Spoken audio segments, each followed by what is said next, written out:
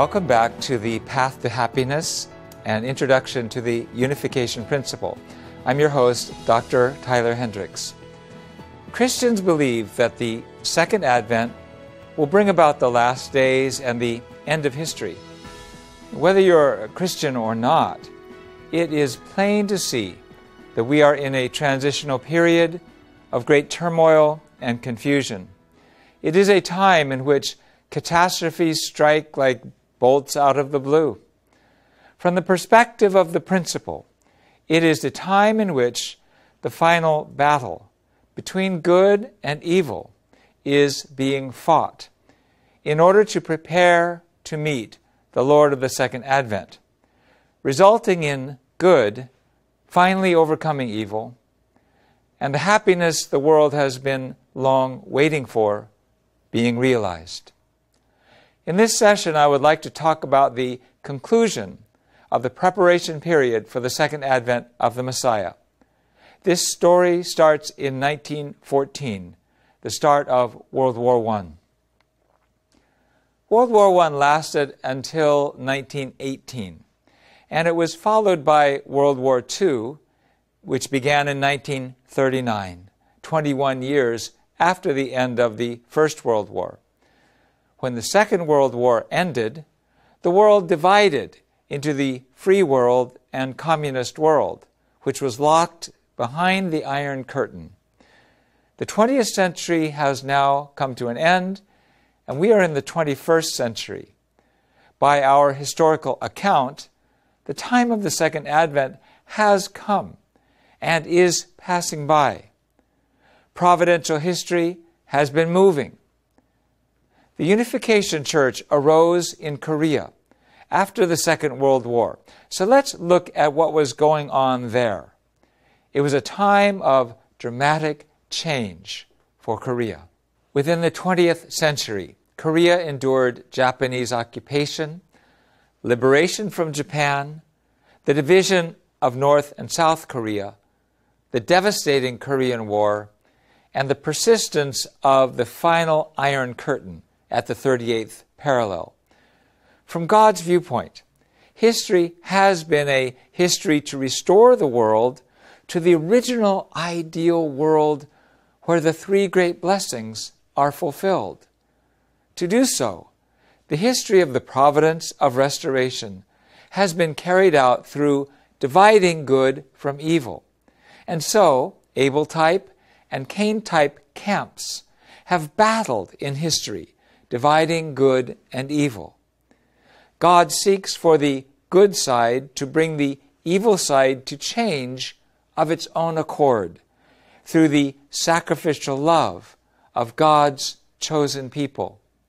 The very touchy question is, which nations are on God's side and which are on Satan's side? It is decided based on the direction of God's providence of restoration. Those who are in line with God's providence, even indirectly, are on the side of God, while those who take an opposing position are on the side of Satan. Don't worry, we're all on Satan's side relative to God's perfect love. We're just talking about conditions for restoration. What's the signal that you are on Satan's side? You're the one who attacks first, and that you are on God's side. You absorb the attack and keep loving.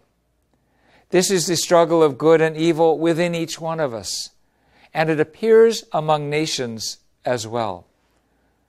God has worked His providence through a struggle of good and evil, bringing Satan's side to submission and expanding heaven's dominion, restoring the three great blessings in the three stages of formation, growth, and completion.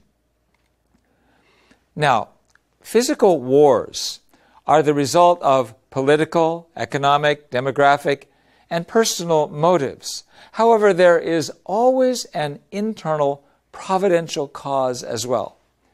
The same goes for the Great World Wars. What are the internal providential causes of the world wars? First, The world wars resulted from Satan's struggle to preserve his sovereignty.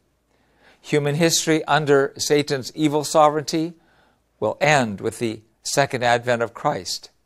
Then it will be transformed into the realm of God's good sovereignty. At that time, Satan will put up a last-ditch fight, ultimately to kill the Lord himself.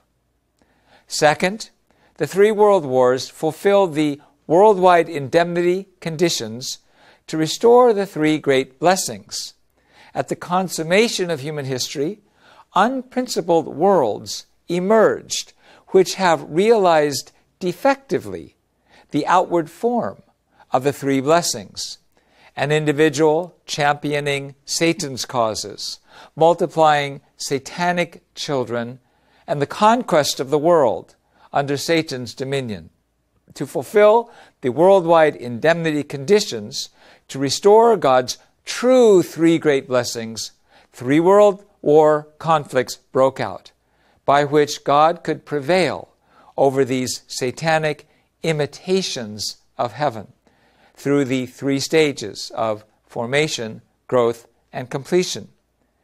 Atheistic, materialistic communism promised heaven on earth, but became the tool of evil to murder hundreds of millions. Third, the three world wars have occurred so that all humanity could overcome the three temptations by which Satan tempted Jesus. As Jesus' disciples, the Christian world has to follow the course of their teacher and overcome the three temptations that he confronted in the wilderness as individuals, families, nations, and on the world level. Fourth, the world wars have taken place to fulfill the worldwide indemnity condition to restore God's sovereignty. The restoration of this world requires that it first be divided into Cain-type and Abel-type worlds, and that there be three final wars in which the heavenly Abel-type world prevails over the satanic Cain-type world. This is a condition to restore, through worldwide indemnity, Cain's murder of Abel. After that, the world of God's sovereignty can be established. Thank you for listening, and I look forward to sharing our insights into the second advent with you.